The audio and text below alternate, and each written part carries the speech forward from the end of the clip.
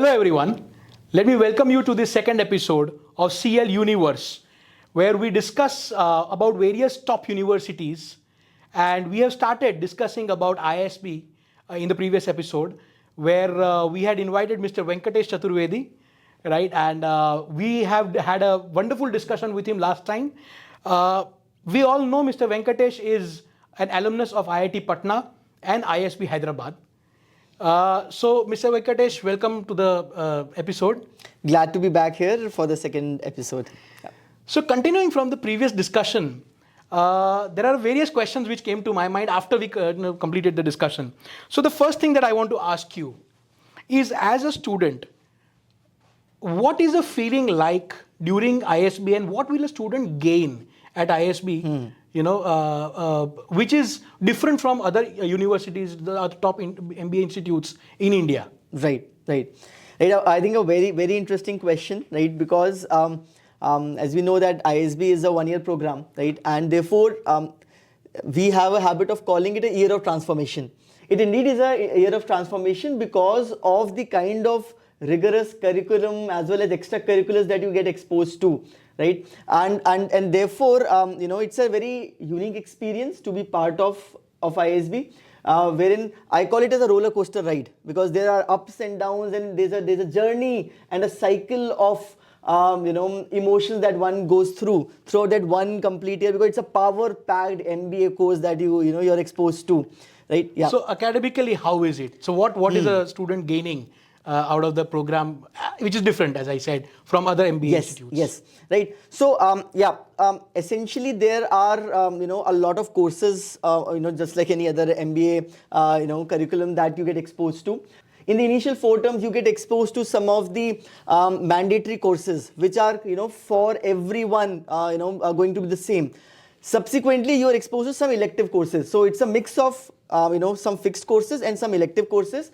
The very unique thing is that there are a lot of and plethora of options available from Indian and global professors that you can kind of pick and choose amongst the electives, and right. That makes the whole curriculum very unique. Some of the courses are so out of the so just to give some example of unique courses that you get exposed to as electives. So one I remember is a rural marketing course by Professor D.V.R. Shishadri. A big fan of his courses. It focuses on how to market products and services to the rural setting, because generally the focus on most of the FMCG companies is on the urban, is what the assumption is. Absolutely. amongst the people. But it's a very unique experience to understand how, say, you want to position tractors to a farmer in a rural setting. The market is in the bottom of the pyramid, right? Exactly. Yeah. So that is one of the courses which I found very, very, extraordinary out there. Another course I remember is taught by Professor Edward Rogers, who is from NASA, and he teaches managing complexity. Wow. Right. So that course, brings about a plethora of new understanding of solving complex problems, such as how a space program runs, like taking as that as an example, right? So so these courses are very, very unique, and therefore bring a novel approach to the pedagogy of MBA, along with the fact that it's completely case-based curriculum that ISB follows. Right. So a lot of B schools out there might focus on some regimented courses, books, and theoretical understanding is bestowed upon people. But here in ISB, very, very, very much like other B schools, you get exposure to case-based curriculum, where exclusive cases are curated for the course.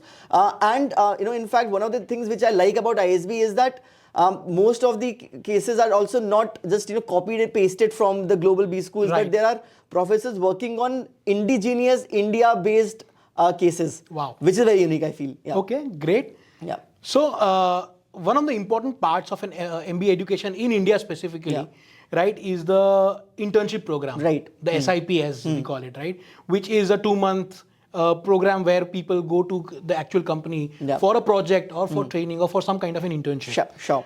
So how does ISB manage this in 1 year, or is it even there? Right. So the summer internship program, of course, because of the paucity of time and it being just a 12-month course, is not there. Okay. There's no dedicated time of 1, 2, or 3 months that a person goes out, goes to industry and comes back to college, right? But the alternatives which are available are plethora of, are plenty. So the options which are available are plenty. For instance, there is an ELP program, right? The experiential learning program, in which you get mapped to one of the companies which is running something like a live project on campus.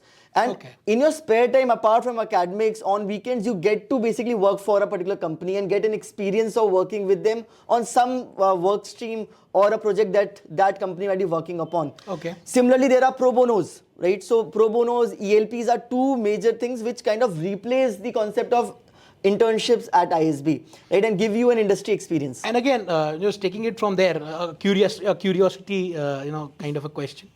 All the top institutes which are giving you 1 year MBA or executive MBA courses would also not have an SIP, right? Yes, exactly. So that's part and parcel of the fact that a 1 year course cannot accommodate that flexibility of. Fair enough, but I think they found a way. Yes, precisely. Okay. Yeah. So what other value propositions can we say that ISB sort of has, right, which are over and above the other, top B schools in India? Got it. Right. So for the viewers, I think we have been mentioning a lot of academics, and people might feel that there's a lot of studies, there's a lot of pressure of scoring high grades, and I must say that is true, right?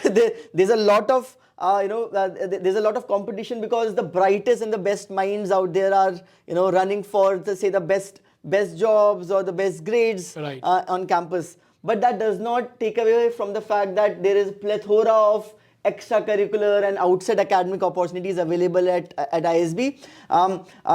Just to quote a few, right?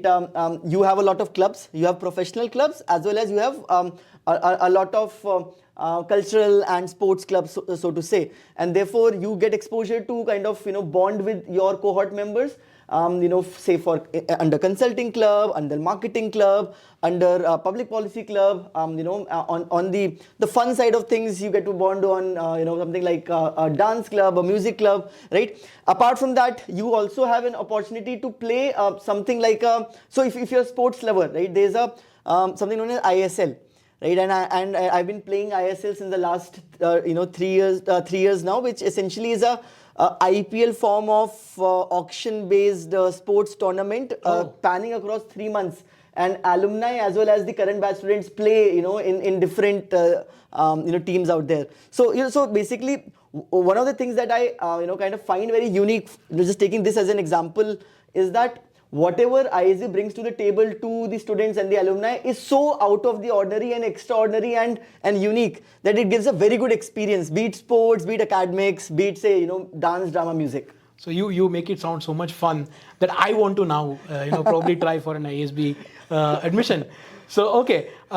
Now, I'm sure the viewers have this question right away, because you mentioned ISL and how you are a part of it, right? So what are the benefits of associating with ISB after the course is over?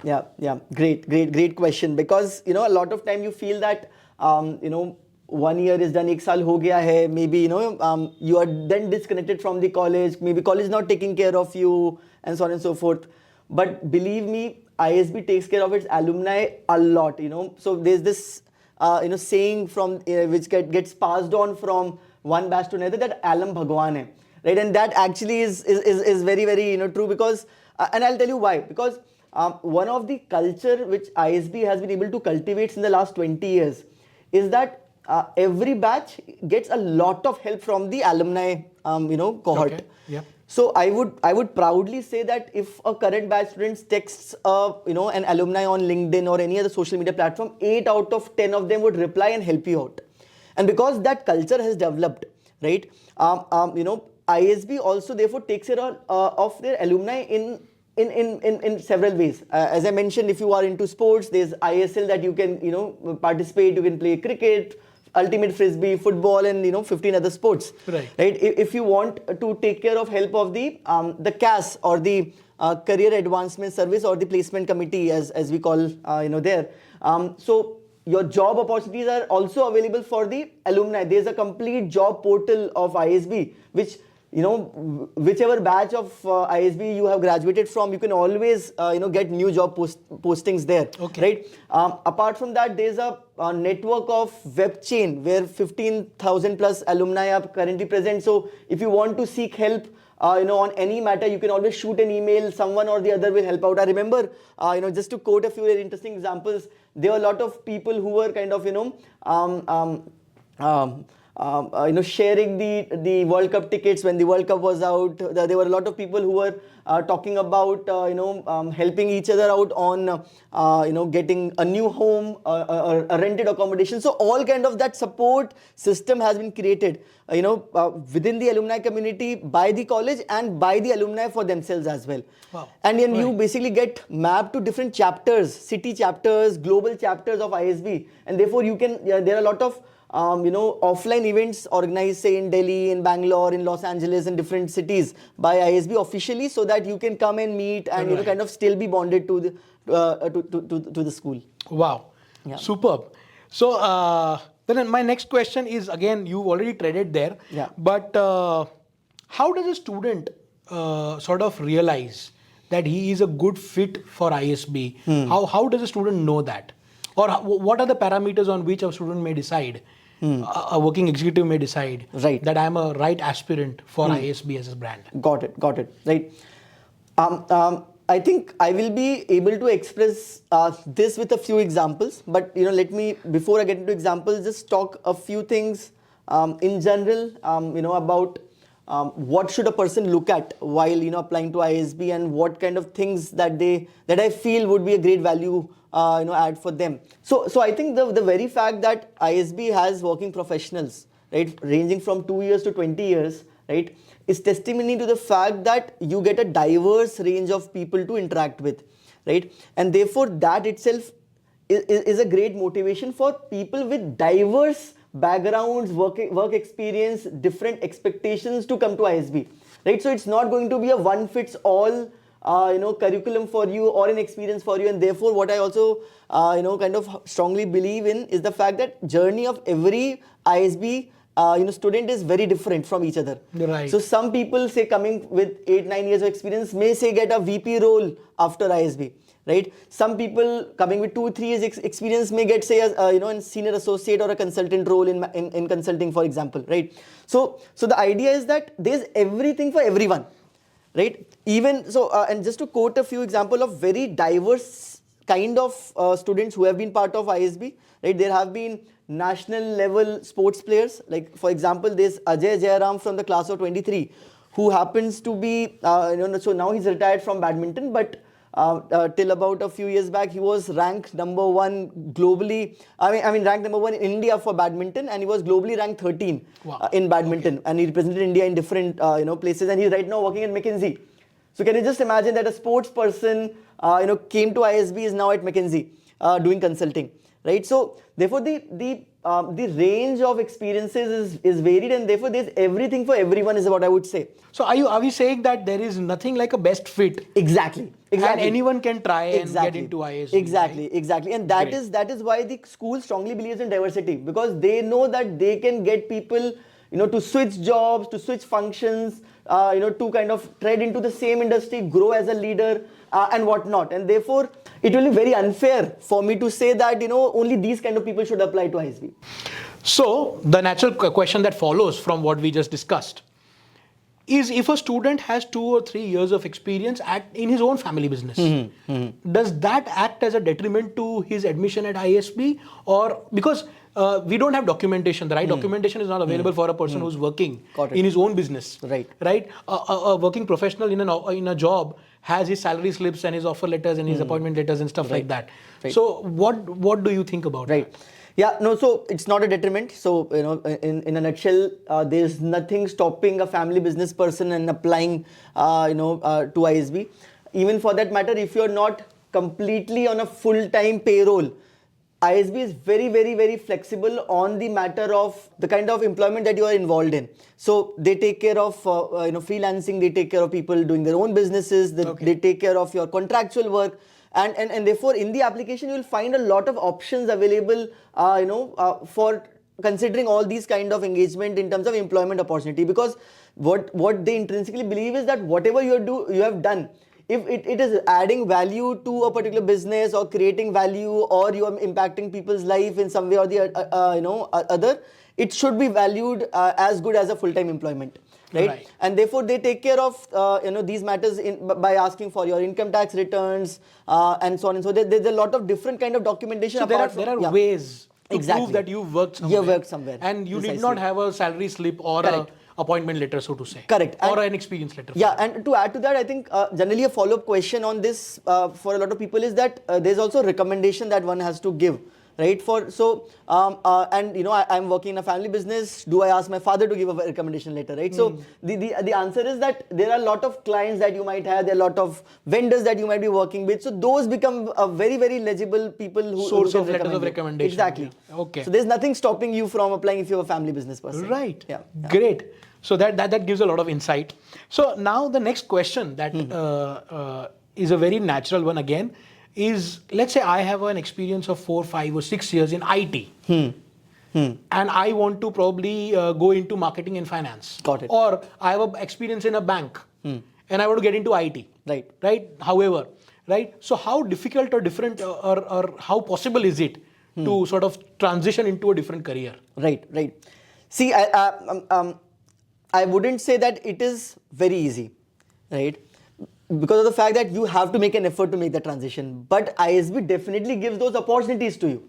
Now it is up to you that what efforts do you make to make those transitions. So it's not like that just because you have gotten into ISB, you will get a transition without making any effort towards understanding the new industry or preparing for the interviews for a particular specific industry or role. The official statistics of ISB themselves say that about 66 to 70% of people have either changed functions or have changed their industries. Right. So there's a lot of intersection of people who would have changed both. People might have come from, say, a marketing background in, say, FMCG and would have gone into, say, consulting domain in, governance consulting or something like that. So therefore, there are a lot of, and these are not just sporadic examples that I'm giving. Right, there are bulk of people who kind of transition, and therefore this is something which happens very. So it is possible. It is possible. It is not uncommon. It's not uncommon, but it's not very easy. It's not very easy because you have to make an effort either through the experiential learning program or through pro bonos or through case competitions to develop that muscle to be considered in interviews by those companies essentially. Yeah. You have to show the fit. Yes. Okay. Cool. So with this, we come to the end of the episode, this one, Venkatesh. And as always, it was a pleasure talking to you. Yeah. Right? So with this, we come to the end of the second episode. We have been discussing about ISB at CL Uni-Verse with Mr. Venkatesh. Stay tuned for the third episode. See you on the other side. You may like, share and subscribe to this channel for more such videos. The link is in the description below in case you have any more queries. Thank you.